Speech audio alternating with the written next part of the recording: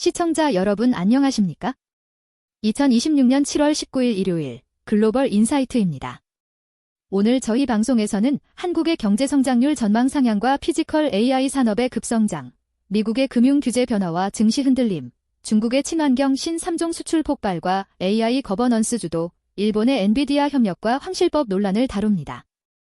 아울러 이란을 둘러싼 군사적 긴장과 요르단 미군 기지 공습, 수단의 통화 위기와 캐나다 산불로 촉발된 민-캐나다 갈등까지 세계 각국의 핵심 현안을 신속하고 정확하게 분석해 드립니다. 오늘도 시사평론가 박 작가님과 함께합니다. 작가님, 안녕하십니까? 네, 안녕하십니까? 오늘 세계 곳곳에서 들어온 소식들은 겉보기엔 개별적인 사건 같지만 그 이면에는 기술 패권과 지정학적 리스크라는 거대한 실타래가 얽혀 있습니다. 오늘도 그 실타래를 아주 명쾌하게 풀어드리겠습니다. 첫 소식은 대한민국입니다.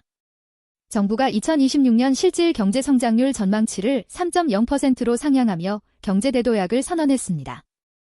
이와 함께 제조업 중심의 피지컬 AI 확산에 속도를 내고 있는데요. 한편으로는 주식시장 변동성과 레버리지 ETF 요건 강화 등이 이재명 대통령의 지지율에 영향을 미치는 모습입니다. 한국 경제의 이 명암을 어떻게 분석해야 할까요? 성장률 3% 상향은 2021년 이후 5개년 만에 가장 높은 수치로 매우 고무적입니다. 역사적으로 2차 산업혁명 시절에도 기술의 대전환기에는 생산성이 폭증하는 시기가 있었죠. 지금 한국이 추진하는 피지컬 AI, 즉 제조업 현장에 AI를 직접 이식하는 전략은 아주 영리한 선택입니다.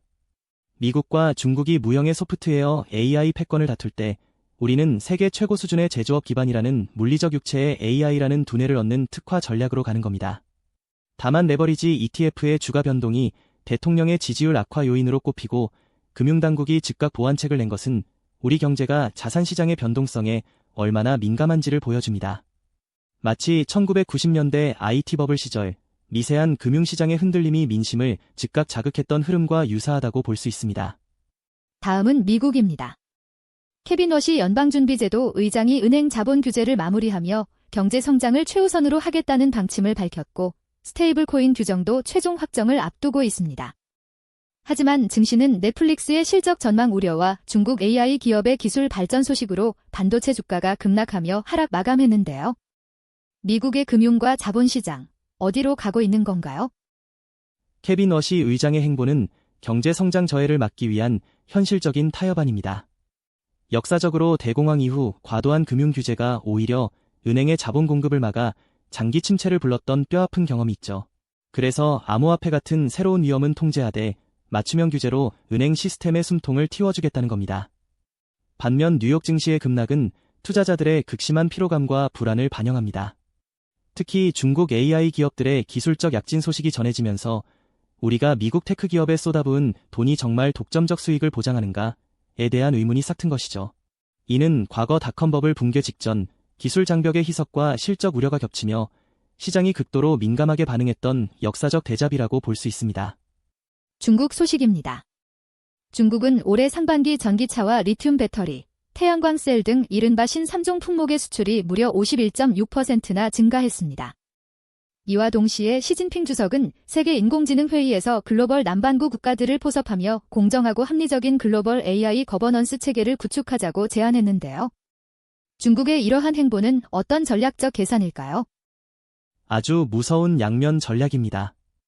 역사적으로 신흥 강대국이 세계 시장을 지배할 때는 언제나 독점적인 핵심 산업 자재가 있었습니다. 19세기 영국의 면직물이나 20세기 미국의 석유가 그랬죠. 이제 중국은 친환경 신 3종을 통해 전 세계 에너지와 모빌리티 인프라의 목줄을 쥔 셈입니다. 재미있는 것은 기술 수출에만 그치지 않고 시진핑 주석이 직접 나서 AI 거버넌스, 즉 규범 제정까지 주도하려 한다는 점입니다. 서구권 중심의 AI 질서의 소외감을 느끼는 글로벌 남반구 개발도상국들을 지원하며 자기 편으로 끌어들이는 것이죠. 이는 기술 하드웨어 장악과 글로벌 규범 소프트웨어 장악을 동시에 달성해 다극화된 국제 질서에서 미국에 필적하는 거대한 대안적 생태계를 완성하려는 장기 포석입니다. 일본 소식입니다. 니케이 평균 주가가 하루 만에 4.03% 폭락하며 역대 5번째로 큰 하락폭을 기록했습니다. 이런 가운데 후지츠 등 일본 주요 로봇 기업들은 국가 규모의 물리적 AI 인프라 가동에 나섰고 정치적으로는 여성 왕위 계승을 배제하는 황실전범 개정안이 통과되어 여론의 비판을 받고 있습니다. 일본의 상황, 어떻게 보십니까? 니케이 지수의 대폭락은 한국의 레버리지 ETF 규제 강화와 미국 반도체 주식 하락의 직격탄을 맞은 결과로 글로벌 공급망 체인에서 일본 증시가 지닌 변동성을 여실히 보여줍니다. 하지만 진짜 주목할 것은 일본 로봇 기업들이 시작한 물리적 AI 인프라입니다. 이는 일본의 전통적인 장인 정신인 모노즈쿠리 문화가 AI 시대에 어떻게 생존하는지 보여주는 완벽한 사례입니다. 일본은 소프트웨어 모델 경쟁에선 뒤처졌을지 몰라도 물리적 하드웨어와 로봇 공학에서는 여전히 세계 최강국 중 하나입니다. AI를 실제 현실 세계의 움직임으로 구현하는 인프라를 선점하겠다는 전략이죠. 반면 다카이치 사나의 총리 내각에서 통과된 황실전범 개정안은 시대 역행적이라는 국민적 비판에 직면해 있습니다. 70%에 달하는 여성 천황 찬성 여론을 무시한 이번 결정은 변화를 거부하는 일본 보수 정치의 고질적인 한계를 보여주는 대목입니다. 중동으로 가보겠습니다. 미국 중앙사령부가 이란 내 군사 목표물에 대해 7일 연속 공습을 단행했고, 이란 또한 영내 미군 기지를 공격하며 정면 충돌하고 있습니다. 도널드 트럼프 미국 대통령은 강한 군사적 압박과 협상 유도를 병행하는 두 단계 전략을 쓰고 있다는데요. 이란의 경제적 한계와 맞물려 돌파구가 마련될 수 있을까요? 트럼프 대통령의 행보는 과거 시어도어 루스벨트 대통령의 대곤봉 외교, 즉 한 손에는 몽둥이를 들고 다른 한 손으로는 협상 테이블을 가리키는 전형적인 강압 전술입니다. 군사적 타격을 가해 이란의 협상력을 완전히 꺾어놓겠다는 계산이죠. 이란 최고 지도자 하메네이는 미국 대통령의 서명 따위는 무효라며 국민적 단결을 선동하고 있지만 속내는 매우 복잡할 겁니다. IMF 보고서처럼 전쟁 장기화로 이란 경제는 파탄 지경이고 인플레이션은 통제 불능입니다. 다만 흥미로운 변수는 이란 내부에서 미국과 중국의 갈등을 자국 경제의 새로운 기회로 활용하자는 목소리가 나온다는 점입니다. 미국의 압박 속에서도 중국과의 밀착을 통해 경제적 생명줄을 이어가려는 생존 본능이 작동하는 셈인데, 이 지정학적 치킨 게임이 끝이 어디일지 전 세계가 긴장하며 지켜보고 있습니다. 요르단 소식입니다. 요르단 내 미군 기지가 이란의 미사일과 드론 공격을 받아 미군 사망자가 발생했고, 요르단군은 영공에 진입한 드론과 미사일을 직접 격추하고 나섰습니다. 긴장이 극에 달하고 있는데, 아이러니컬하게도 요르단의 아카바 컨테이너 터미널 환적 화물량은 177%나 급증했다고 합니다. 이 기묘한 대비를 어떻게 봐야 할까요? 요르단은 역사적으로 중동의 화약고 속에서 안정의 오아시스 역할을 자처해온 국가입니다.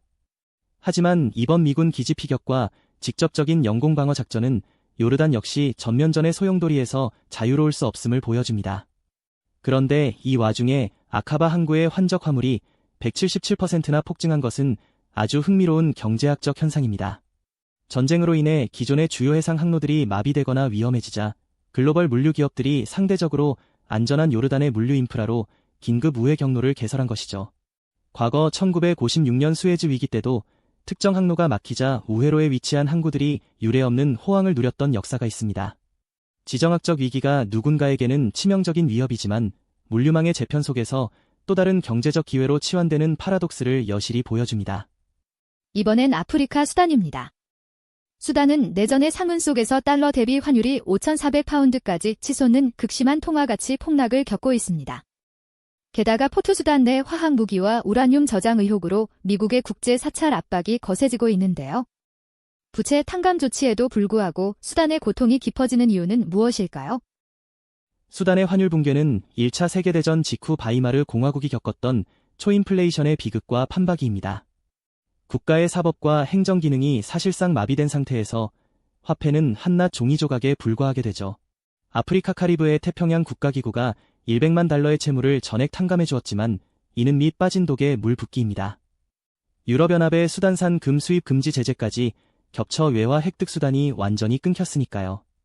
게다가 포트 수단 내 우라늄과 화학무기 저장 의혹은 이제 수단 내전이 단순한 내부 유혈 사태를 넘어 국제적인 핵 및 대량 살상무기 확산 위험지대로 변모하고 있음을 시사합니다. 정부가 통제력을 상실한 무법지대의 위험 물질이 방치될 때 글로벌 안보에 얼마나 치명적인 부메랑으로 돌아오는지 보여주는 전형적인 사례입니다. 8번째 소식으로 캐나다입니다. 캐나다 산불 연기가 미국 동부와 중부 지역까지 뒤덮으며 대기질 경보가 발령되었습니다. 이에 도널드 트럼프 미국 대통령은 캐나다의 산림 관리를 비난하며 추가 관세를 매기겠다고 위협했고 캐나다 온타리오 주지사가 강력히 반발했는데요. 환경재해가 외교 갈등으로 번진 원인은 무엇일까요? 이 사건은 기후변화가 어떻게 무역전쟁의 방아쇠가 될 수 있는지 보여주는 아주 상징적인 사건입니다. 역사적으로 영토 분쟁이나 경제적 덤핑이 관세 보복의 주 원인이었다면 이제는 국경을 넘어오는 환경오염이 보복의 명분이 된 것입니다.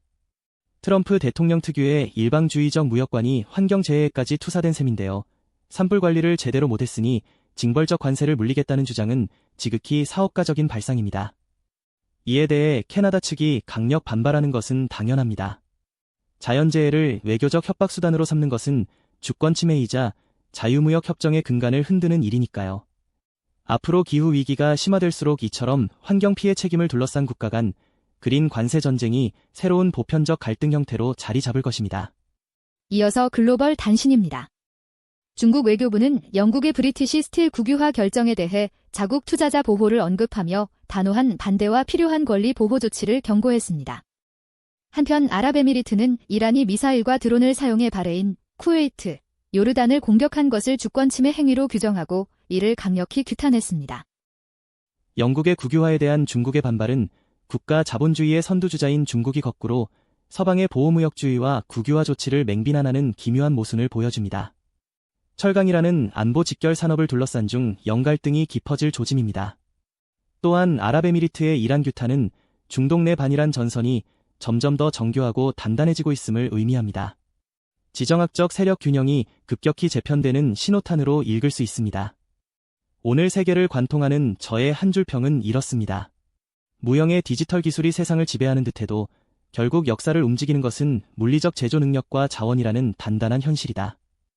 박 작가님의 통찰력 있는 한 줄 평, 가슴에 와닿습니다. 오늘 전해드린 글로벌 소식들이 청취자 여러분의 세상을 보는 눈을 한층 더 넓혀주었기를 바랍니다. 네, 복잡한 세상 속에서도 흔들리지 않는 해안을 갖는 하루가 되시길 바랍니다. 저희는 여기서 인사드리겠습니다. 청취자 여러분 모두 활기차고 아주 유익한 하루 보내십시오. 고맙습니다.